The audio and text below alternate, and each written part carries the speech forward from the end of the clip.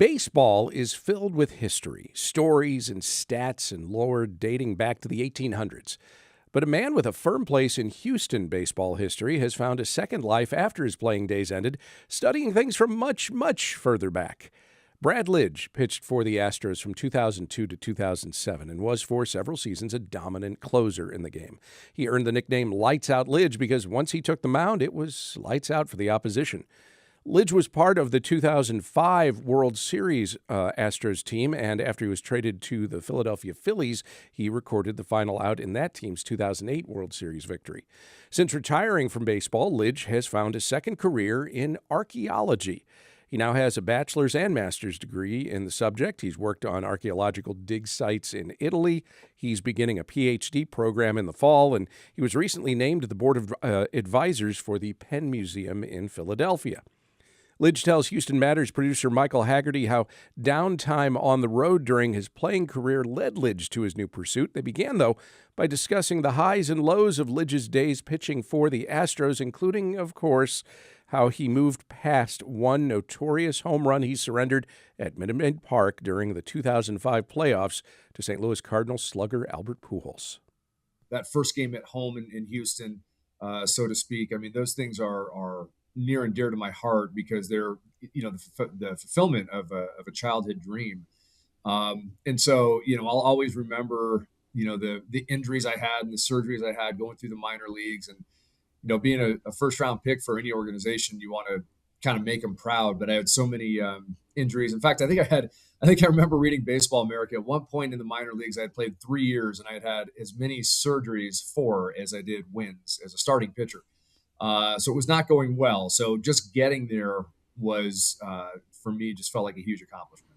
Getting there at all is a huge accomplishment. Then to overcome all that, that's quite the accomplishment. And then to come in and become a dominant closer for a team, which is one of the hardest, if maybe not the hardest job a team has. I mean, what is it like being out there, being the closer with that mentality? I'm sure you get asked about that a lot.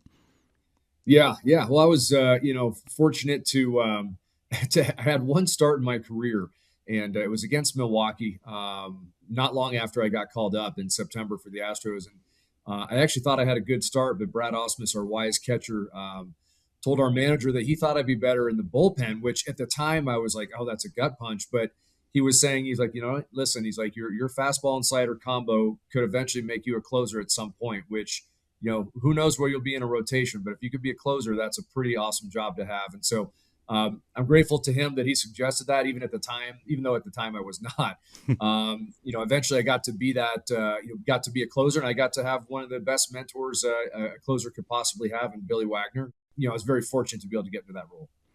Yeah, the starters, they get a lot of glory, and that's kind of what a lot of pitchers are aiming for. But if you come in and you can be a closer and a good one, then you kind of can become this kind of rock star character. The big, the flames on the screen as you run out, they turn the lights off, all that that kind of ridiculousness. Yeah. I think the pyrotechnics and everything else has gotten a little bit better since I was closing, but it's just one of those places where you come in and the adrenaline is just it's wild. I mean, the game's always going to be on the line, and you kind of live and die with that. And yeah, I think it's one of those roles where sometimes you do die on that hill for sure, but so to speak. But most of the time, it's an amazing experience, and I was fortunate to be able to go through all the highs and lows of being a closer, and really experience that role in its maximum capacity, I guess I would say. Yeah, you've got to be perfect all the time, or else it can look crushing. Those blowing a save or losing a game that feels bad, but those highs have got to be pretty high, and I'll get to some more of those highs in a second. But you're probably sick of this. Got to ask about the Pujols homer, of course. I'm sure you get tired of talking about it. Astros, if fans remember, on the cusp of securing their first bid to the World Series. St. Louis Cardinals slugger Albert Pujols. It's this monster home run that ends up winning the game and sending things to the next game. But thankfully, you guys ended up closing it out, going to the World Series, so it ended well. But it was a moot point. You went to the World Series. But are you sick of hearing about that homer? I'm sorry. And what have people said to you over the years? How do you just cope with that? Honestly, I think the way I would compartmentalize it, maybe is the best way to say it. There's like these year increments. Like at the time that it happened, it was tough, but then instantly we beat the Cardinals and go to the World Series. And so that made it a lot easier for me personally. And but I will say the next couple of years in Houston were very tough. I think a lot of people, that was something they wanted to talk about. I had some injuries. I wasn't as effective. So it kind of all got jumbled into one big mess. And, for me, I think one thing that I realized was, I learned some lessons in that moment. And I thought, if I ever get another opportunity, I'll be able to learn from that. I'll be able to lean on that and have it as a strength instead of something that holds me back. And lo and behold, I get traded to Philadelphia in 2008 to a great team that was kind of already poised for, pushing that World Series appearance. And we got there, and I got to be in that moment again. And I was so fortunate. I felt like from the experience I had prior to it. So that's the second way I kind of compartmentalized it is, yeah, it sucked going through it at the time, but it allowed me to be able to have that perfect season in 2008 and win a World Series with the Philadelphia Phillies. So I have to look back on it. It's tough to look back on it and be too upset about it because it allowed me to do what I did in Philadelphia. And of course, I wish we would have won the World Series too in Houston, but it's just one of those things. A career has crazy trajectories and crazy pivots and everything else. And that was just my path. So, yeah, I look back at that, but really all my memories in Houston is, very fondly. And I know that they were part of a bigger picture in terms of baseball. It also helps me relate, to other people going through struggles and including my own kids. So, there's a lot of good that came out of it, even if people don't necessarily understand that. That's totally good. But for me, it's like I said, I was fortunate to be able to have all the kind of drama, the highs and the lows of being a closer in my career. And it is quite a remarkable job. I think it's tough for people to really understand everything that goes into it and the preparation day in and day out. But yeah, just fortunate to have gone through all that in my baseball career. Yeah, imagine I hear comedians say it's important. You need to bomb on stage, so you've had that experience. Hey, the worst possible thing has happened. Now, what's the worst that could happen to me? I've been through it. I've survived it. Yeah, you said that swing because coming back in 2008 and being so dominant, winning a World Series. I mean, help the rest of us understand some of the mentality. Of course, injuries play a role in. We see closers or relievers who suddenly struggle, but then maybe get it back. And there are a lot of things at play there, injuries, other things. But, what's happening for you on the mound mentally and physically as you try to work out and then what's going on and figure out what's going on and get it back, hopefully? Yeah. Yeah, it's pretty wild. I think the one thing that I kind of learned, and as I watch, dominant closers today, there's not a whole lot of Mariano Rivera's. Even in this, with some dominant pitchers today, we saw, for example, a guy like Josh Hader, who's about as dominant as it comes, go through a year of really, bad struggles. And I think what happens as a closer, even when your stuff is good, you have a few outings where they don't go well. And you tell yourself, okay, look, that's just, for me at least, this was kind of the mentality. They got lucky. Like, don't change anything. It's all good. But then when it starts to happen 3 or 4 times in a row, you start to say, well, maybe I do need to make an adjustment. And so there's always this kind of battle of like, do I need to fine tune something? Do I need to completely tweak something? Do I need to change my approach? Am I being too predictable? Am I tipping my pitches? I mean, there's a lot of things. And so those things can kind of muddy the waters, so to speak. You have to try and figure out the best way to handle those. And so, so I think, you kind of learn from all those different things. And then normally, obviously those can derail a lot of closers' career and then maybe you don't get the job back. But if you are able to survive that, if you are able to get through that, as you said, it's kind of one of those things. If it doesn't kill you, it makes you stronger. And for me, going to Philadelphia in 2008, going through all that, I think made me stronger as a closer in Philadelphia. Seems like one of those jobs that, the truly brave jobs. The closer in baseball, the kicker in football. So much is on you, and it can all the fingers can point to you, and all the glory can point to you. It's just a matter of inches sometimes. The difference. Yeah, it really is that, and those are jobs where you have to be mentally strong. It's easy to get chewed up in those roles, and when things swing the wrong way to to kind of overthink things, and it's easy for anybody to do. So you have to just get through it. And at the end of the day, I had great teammates in both Houston and Philadelphia, and I think I was able to lean on a lot of those guys. Great mentors, like I said, Billy Wagner is, always is going to be at the top of that list. But so baseball is kind of one of those deals too, where if you're a closer, there's kind of a little bit of a fraternity of closers that we'll sometimes call, and we'll call each other and we talk to each other, and it was a great thing through baseball to kind of help each other out. So there's some great people to lean on, and at the end of the day, though, it takes a lot of mental strength and mental toughness to get through the hard times, to be able to keep your job and then to be able to execute on the other side of it. Like I said, it's an awesome job, but it's not for the squeamish, that's for sure. This is Houston Matters. I'm Michael Hagarty. I'm talking with former Major League pitcher Brad Lidge, who, among other teams, was with the Astros from 2002 to 2007. Okay, let's take a dramatic turn here and talk about archaeology. How did you end up interested in archaeology? Yeah. In my career, well, first, I guess I'll go initially to being someone who in high school had a really a passion for world history. I absolutely love learning about it.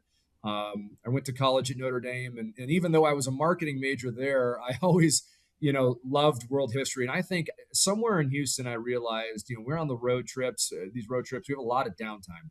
And yeah, I like to golf with my buddies. I like to go out and hang out. But, the next morning, however many hours there are when you wake up between then and when you go to the field, one thing we learn as baseball players is you're better off not thinking about baseball in those hours, because you're going to be at the field thinking about baseball so much. So you need something to take your mind off it, away from it, especially in a role like a closer. So for me, I just started watching a lot of videos, like even DVDs back then on the ancient Egyptian Empire, ancient Rome, or ancient Greece. And I just kind of found myself fascinated about it, and I loved it. Even studying ancient religions, everything. I kind of had an affinity for all that. I kind of wanted to know more and more. And so by the time I actually was somewhere toward the end of my career in Philadelphia, I knew that I wanted to do something in that capacity after I retired. And even though I jumped into MLB Network Radio for about 10 years, I knew that my real passion still lied in world history. But I didn't just want to learn about it. I wanted to actively participate somehow. And archaeology kept kind of calling me back. And so my first summer I ever had to myself in 2013, when I say ever, I think, going back to Little League, it's probably the first time I actually was able to travel for an extended period of time in the summer. Went with my family to central Italy, participated as a volunteer in an excavation. We just kind of went for it. And I think on day one, I was excavating and found this, ancient Roman bronze coin. And I was like, wow, this is it. I'm hooked. And so, from that point forward, I finished up my bachelor's degree, kind of redid the major and finished a religious studies bachelor's degree. Then I jumped into a master's degree in ancient Mediterranean archaeology, completed that in 2016-17. So I'm very fortunate now. I've gone fully into this. And in fact, I'll be in a PhD program starting this fall. And so it's a full hunt. It's like 100%, which is why I stopped doing MLB Network Radio. Because you can't do both. I mean, if you're doing a PhD, you better be fully committed. Yeah, no kidding. So tell me a little bit more about these sites that you're actively involved in excavating, and who lived there and what you're digging up, what you're learning about them. Yeah, so the main site I do now, and I had done several ancient Roman sites, but I've pivoted to a pre-Roman site. Poggio Civitate is the name of it, and it's in this small little commune of Merlo, which is kind of in central Tuscany. So it's this pre-Roman site. It goes back to maybe 900, 800 BC, somewhere around there, and goes through about 500 BC when the site was destroyed, probably by a larger Etruscan city or town that got wind of this particular one becoming a little bit bigger of a community. And who knows how these things go down exactly. We try to figure these things out. But anyway, it was destroyed in about 500 BC. So we have this pretty strong chronology for the site, and it's one of those amazing sites that's been excavated for a long continual period in central Italy. I read that one of the things you're studying and learning about are some of these markings on different pieces that you find from the Etruscans, these symbols. What are they, and what are you learning? What kind of objects are you finding them on, and what are you hoping to learn or finding out about what they might mean? Yeah. So these ancient symbols from the Etruscans, we call them sigla, sigla, plural, siglum, singular, and it's a Latin term used for symbol. And basically, we don't know what they mean entirely, but we're finding out more and more based on the context that we find them in. There's a lot of them found in tombs, and these symbols can be anything. They're kind of abstract symbols. Now, they also did symbols of like letters and numbers, but the particular abstract ones are what we're kind of interested in. And they can be spirals or cross within a circle, or a star, or whatever you can imagine. And they represented a community and people that were making these markings because they were not a literate society. They were largely illiterate. So they're communicating this nonverbal system to each other. And, sometimes they had to do with, a funerary context. Maybe it's ritually related. We don't know exactly. There's a lot of people that speculate that. And then other times we think that they may have represented a smaller community and their contributions to a larger community. We see them on roof tiles, but we also see them on objects that are a little bit more sacred, like certain pots and things that are found in tombs. And so we don't exactly know for sure what they represented, as I said, but we do have some decent ideas, and I continue to study on that. We continue to write papers on where we find them, so that we can try and assimilate all this information, all this data, and try and come up with some maybe not conclusions, but some strong remarks, I think, on what they potentially are. What is it about this work that fascinates you, brings you joy, and is it exciting because is it appealing in any way because it's very different than baseball, or is there any sort of aspect, mentally at least, that overlaps with that part of your brain? I think for me, first of all, I love kind of being outside and working outdoors, and I think I'm a child of the 80s, and if anyone told you that they weren't influenced by Indiana Jones in the field of archaeology, I think they would be not super honest. If they're somewhere between 45 and 65, I think that's probably a given. But I think for me, there is the discovery of the unknown, and trying to contribute more to the understanding of an ancient society like the Etruscans. I don't know. There's these little pockets of being rewarding, and people always ask me, like, can you compare this to something you would do in baseball? Is there like finding an artifact that compares to getting a save or something? And I always just say no. There's really no comparison in terms of the adrenaline. However, sometimes we do find certain objects that are extremely unique and remarkable, and we know that. And our mission is kind of to understand the features and the site as a whole. But those individual artifacts we find are pretty intriguing and pretty amazing. So yeah, there's a little bit of adrenaline that comes with pulling something out of the ground that is kind of a one of one, super unique thing that you really only see at your site. Hopefully less stressful, though, right? And there's no fire on a Jumbotron and heavy metal in the background as you're doing this. Exactly. Yeah. The stress levels are definitely a lot lower. Retired Major League pitcher Brad Lidge there.